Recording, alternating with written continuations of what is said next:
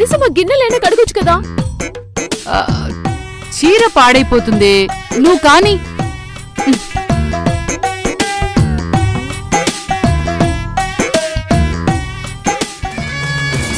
సోకులకేం తక్కువ లేదు.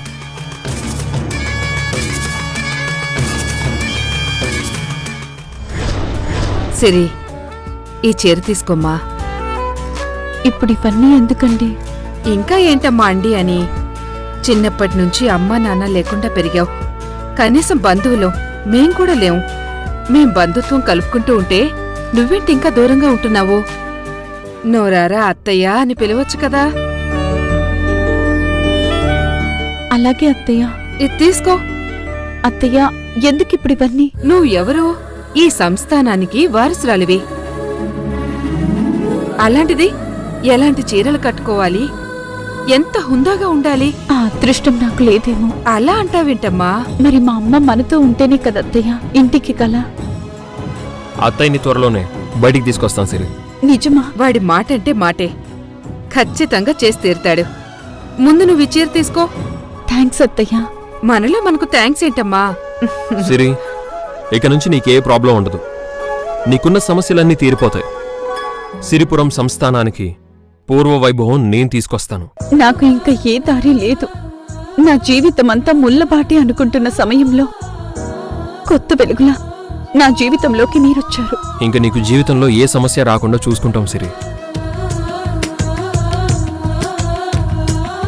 హలో సిరి, ఏంటా కన్నీళ్ళు? కొంచెం దాచుకో. అత్తయ్య బయటకు వచ్చినప్పుడు కావాలి కదా. సిరి, కడుపుతో ఉన్నప్పుడు నువ్వు ఎంత ఆనందంగా ఉంటే పుట్టే పిల్లాడు అంత ఆనందంగా పుడతాడు. సరే, ఇంకెప్పుడు బాధపడను. మేముండగా నీ ఆనందాన్ని చూడాలి కాని కన్నీళ్ళని కాదమ్మా. అలాగే అత్తయ్య. ఇంతకీ రిషి బ్రో ఎక్కడున్నాడు? పైనున్నట్టున్నాడు. ఓ అలాగా, నేను వెళ్ళి బ్రోని కలిసి వస్తాను.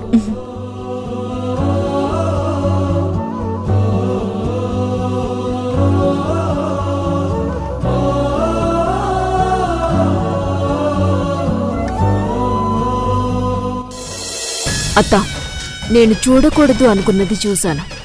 ఏంటి అది? సిరి మొహంలో నవ్వు.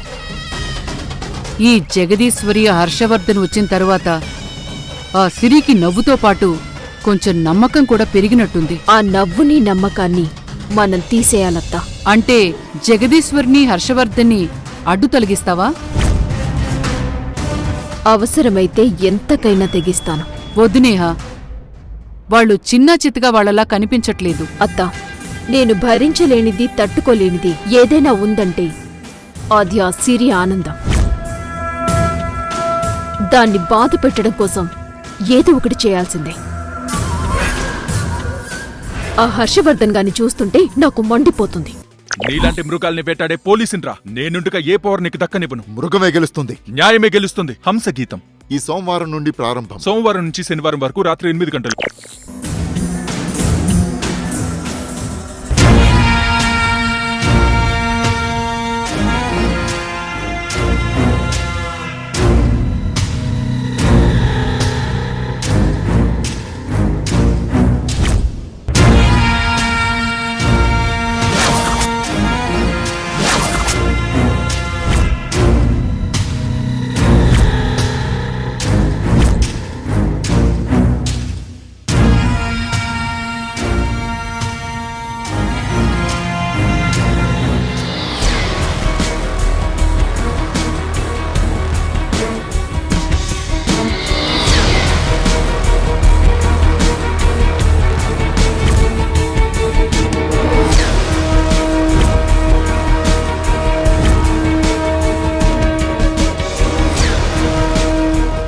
సిరి, మనల్ని చూసి నవ్వేవాళ్ళుంటారు, ఏడ్చేవాళ్ళు ఉంటారు.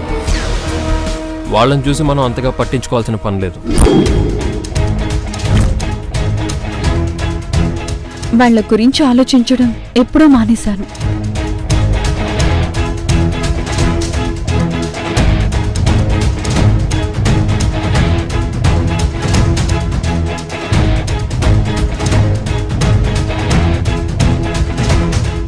ఏంటి ఎక్స్ట్రా? నా గురించి ఆలోచిస్తున్నావు కదా? ఏయ్, ఎవరిని ఎక్స్ట్రా అంటున్నావు? ఎవరినో అంటే నీ వంక చూసేందుకు మాట్లాడతా ఎక్స్ట్రా? మాటలు మర్యాదగా రానివ్వు. ఎక్స్ట్రా ఏంటి?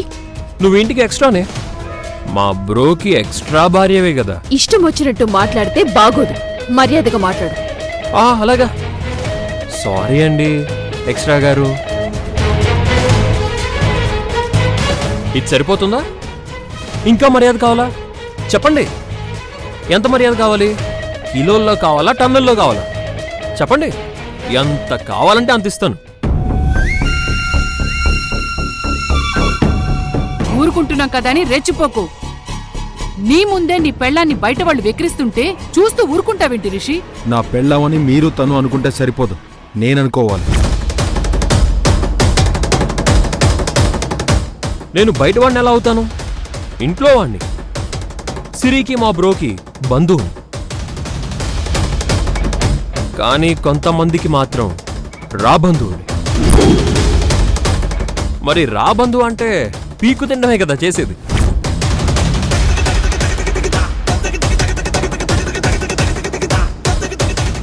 రిషి, నాకొద్దు.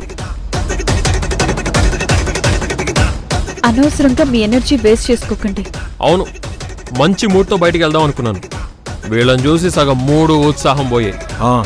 కొంతమంది జీవితాలు అంతే బ్రో, వాళ్ళని చూస్తే ఏ పని చేయబుద్ధి కాదు, ఒకవేళ చేస్తే ఆ పని అవ్వదు. అంటే నేను నష్టజాతకురాల్నా? తప్పు తప్పు తప్పు తప్పు. రాక్షస జాతకురాలివి.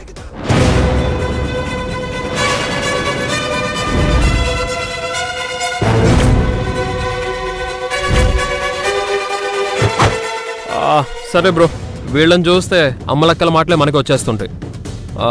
బోరింగ్గా ఉంది, మనం బయటికి వెళ్దాం. ఎక్కడికి? పబ్కి వెళ్దాం. పబ్కి నేను రాను బ్రో, సారీ. హైదరాబాద్ పబ్లు చాలా బాగుంటాయంట, రా వెళ్దాం. లేదు బ్రో, నేను రాలేను, ఏమనుకోవద్దు. సరే, హైదరాబాద్ సిటీ నైట్ టైం చాలా బాగుంటుందంట, వెళ్ళు రౌండ్ వేసి వద్దాం. ఏంటి బ్రో ఆలోచిస్తున్నావు? సిటీనేగా చూపించమన్నాను. ఓ, దీనికి కూడా మా మరదలు పర్మిషన్ కావాలా? సిటీ చూపించడమేగా. అదిగో మా మరదలు కూడా గ్రీన్ సిగ్నల్ ఇచ్చేసింది. పద బ్రో వెళ్దాం. అది కాదు. ఇంకేం మాట్లాడుకో, పద వెళ్దాం. పద పద బ్రో, నేను చెప్పేది. పద.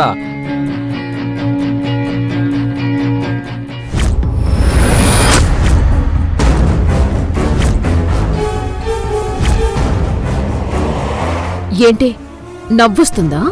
వాళ్ళ భావం చూసుకుని రెచ్చిపోయి మరీ నవ్వుతోంది. ఏంటి మా ఫేస్లు అంత కామెడీగా ఉన్నాయా? కాదు, వికారంగా ఉన్నాయి. అబ్బో, ఇది కూడా చివరికి మన మీద మన మొహం మీద పంచులు వేస్తోందే. చివరికి దీన్ని కూడా లోకువైపోయామా?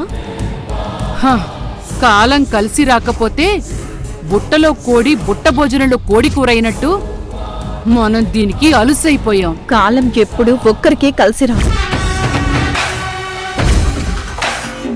అన్నీ మీకు అనుకూలంగా లేనప్పుడు హడావిడి చేయకండి. చూసవాత్త, ఏడవటం తప్పించి ఇంకేమీ తెలియని ఇది కూడా మనకి చెప్తుంది. ఆగవే, ఇది మనకి పాఠాలు చెప్తే మనం టైం చూసి గుణపాఠం చెప్తాం. అది కాదత్తా, ఒకళ్ళిద్దరి అండ చూసుకొని ఎంత బల్పుగా మాట్లాడుతుందో చూసావా? నేహా, ఇదే అందిగా, కాలం ఎల్లప్పుడూ ఒకళ్ళకే కలిసి రాదని. మనకి కలిసొచ్చినప్పుడు దీని మొహంలో నవ్వు మాయమై కళ్ళెంబడ నీళ్లు కారతాయి. చూద్దాం.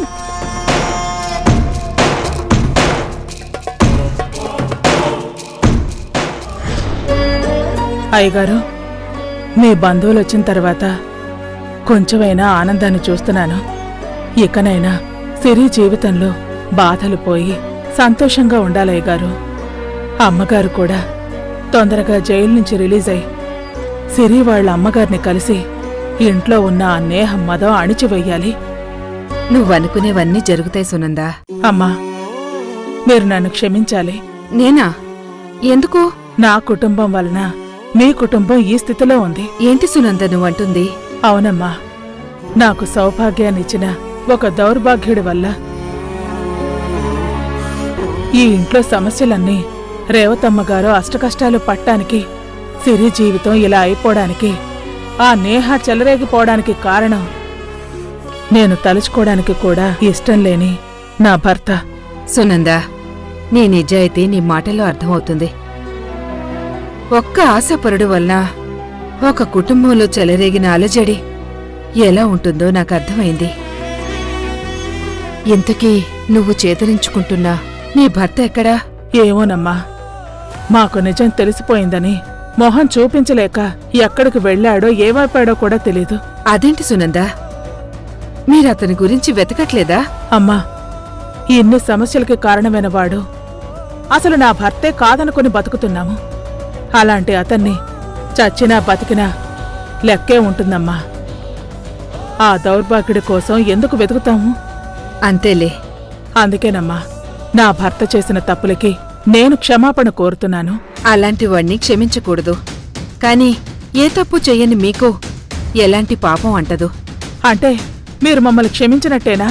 నిన్ను రిషిని క్షమించేశాం, కాని నీ భర్తని కాదు. నా భర్తని మీరేంటమ్మా, ఆ దేవుడు కూడా క్షమించడు. అయినా మన మధ్యలో లేనివాడి గురించి ఎందుకు మాట్లాడుకోవడం? అవునమ్మా. సరే, నువ్వన్నీ మర్చిపోయి ఈ అక్కకి సాయంగా ఉంటావా? అమ్మా, మీరు మమ్మల్ని... అంతే కదా, సిరి నీకు కోడలైతే నువ్వు నాకు చెల్లివే కదా. మీరందరూ చాలా మంచివాళ్లమ్మా. ఇక నుంచి మనందరం సంతోషంగా కలిసుందామమ్మా.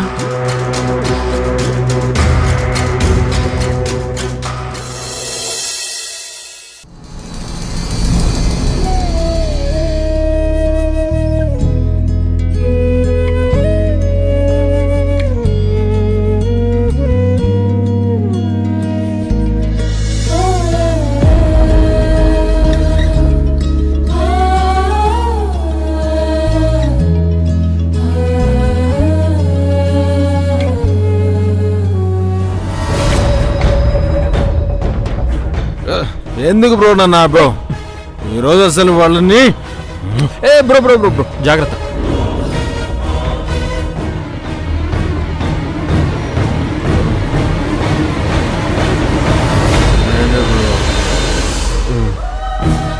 బ్రో బ్రో బ్రో కేర్ నన్ను ఆపొద్దు బ్రో. రిషి,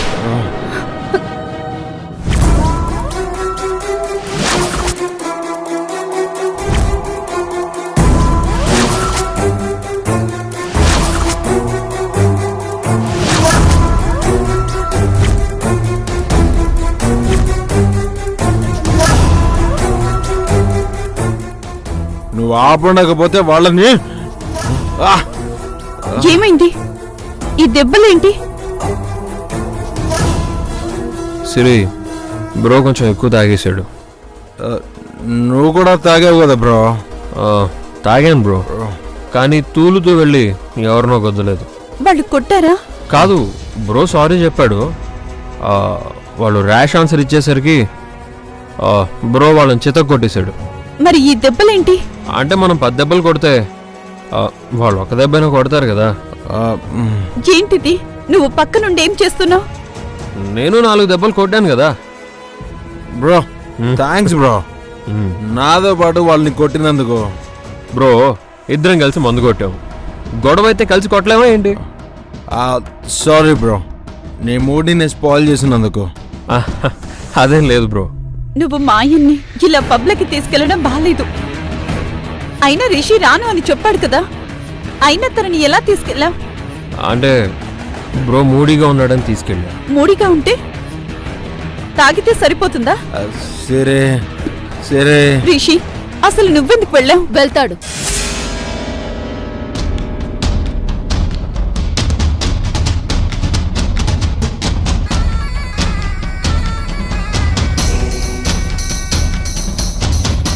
నా బావ మగాడు, తాగుతాడు, తందనాలాడతాడు. ఎవరైనా అడ్డొస్తే తంతాడు. ఎక్స్ట్రాలు చేస్తే మా బావతో నిన్ను తన్నిస్తా. మర్యాద లేదా నీకు? మర్యాద ఇచ్చే వాళ్ళని బట్టి నా మర్యాద ఉంటుంది. నా బావ తాగుచ్చాడు, అయినా ఇతనికి నువ్వు సారీ చెప్తావేంటి బావా? నీ రేంజ్ ఏంటి? నీకు తాగాలనిపిస్తే నువ్వొక్కడివి వెళ్ళి తాగాల్సింది. పోనీ నువ్వు తాగాలంటే ఇంట్లోనే నీకు అన్నీ అరేంజ్ చేసేదాని కదా. అసలు నువ్వు వాడదానివేనా? అవతల తను తాగి చెడిపోతుంటే తాగొద్దని చెప్పాల్సింది పోయి ఇంట్లో తాగు అని ఎంకరేజ్ చేస్తావేంటి? మంచిదే కదా తను చెప్పింది. బయట తాగి నలుగురు ముందు నవ్వులు పాలయ్యే బదులు ఇంట్లో తాగితే గుట్టుగా ఉంటుంది కదా.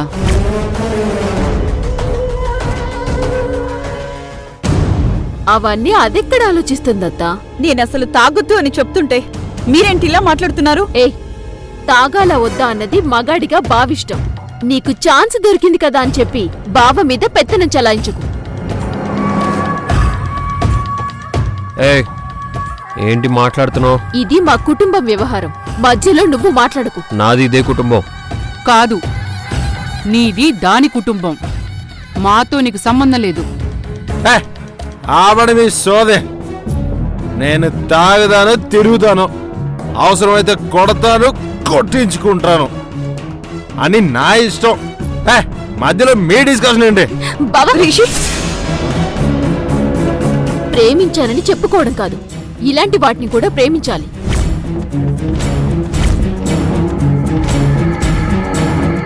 చెప్పాడు కదా బావా, అనవసరంగా విసిగించకండి.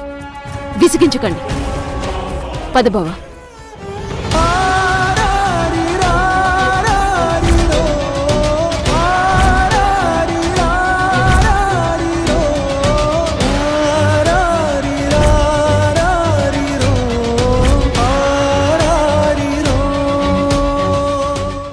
రాయ్, ఎంత ధైర్యం రా! నేను ఎవరనుకున్నారా? రేపు చెప్తాను రా మీ సంగతి. బావా నువ్వు పడుకో.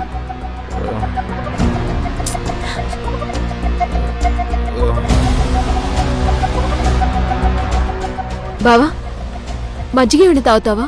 పొట్ట నిండా మందు ఉంటే మజ్జిగ ఎందుకు? కాదు బావా, ఖాళీ కడుపుతో అలా పడుకోకూడదు. ఏమైనా తీసుకొస్తాను బావా. నాకేం వద్దు.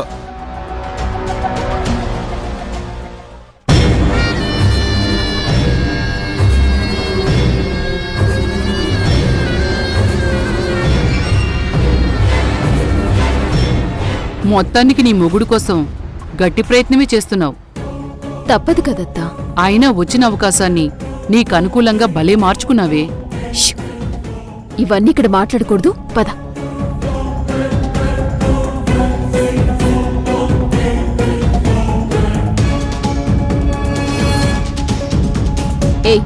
ఏంటి చెక్ చేయడానికి వెనకొస్తున్నారా?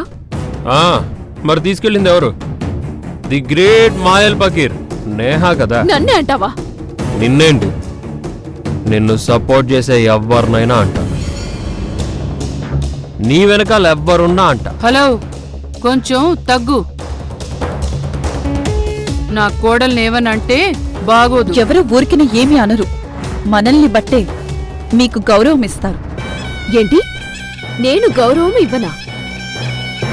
అసలు బావని బయటికి తీసుకువెళ్ళి తాగించింది ఇతను. మళ్ళీ గౌరవం గురించి మాట్లాడుతున్నారు. ఇందాక మగాడు తాగుతాడు అని ఇంతలోనే మాట మారుస్తావేంటి? అయినా మాట మార్చడం, మనసుల్ని మార్చాలని చూడటం ఎవరికి సాధ్యమో అందరికీ తెలుసు. ఏయ్, ఊరుకుంటున్నాం కదా అని నోటికొచ్చినట్టు మాట అంటే తర్వాత బాధపడతావు. ఏంటి బెదిరిస్తున్నారా? ఇలాంటి బెదిరింపులకి భయపడే టైప్ కాదు. రేపు బావని లేవని నీ పని చెప్తాడు. అవును, మత్తులో తీసుకెళ్లిన వాళ్ళని సరిగ్గా పట్టించుకోలేదు, లేకపోతే నీ మూతి ముక్కు ఏకమయ్యేది. హలో, తాటాకు చప్పుళ్ళు చేయకు. ఇక్కడ భయపడే వాళ్ళు ఎవరూ లేరు. పదనేహా.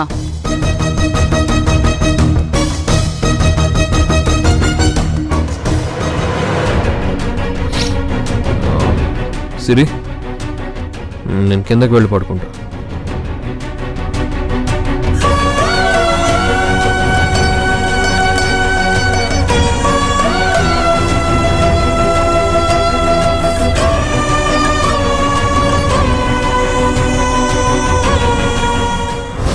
మీ అమ్మకి కావాల్సింది నువ్వు నీ ప్రేమ కాదు, ఆమెకి ఆస్తి కావాలి. ఆవిడ మీ సోదే. నేను తాగుతాను, తిరుగుతాను, అవసరమైతే కొడతాను, కొట్టించుకుంటాను అని నా ఇష్టం.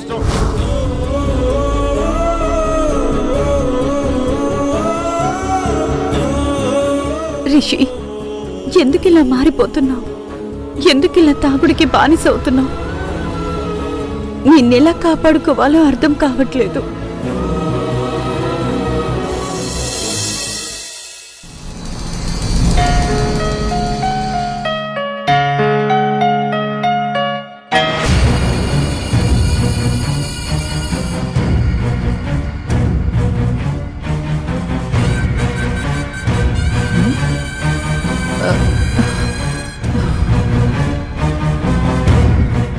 నేహా, ఏమైందే?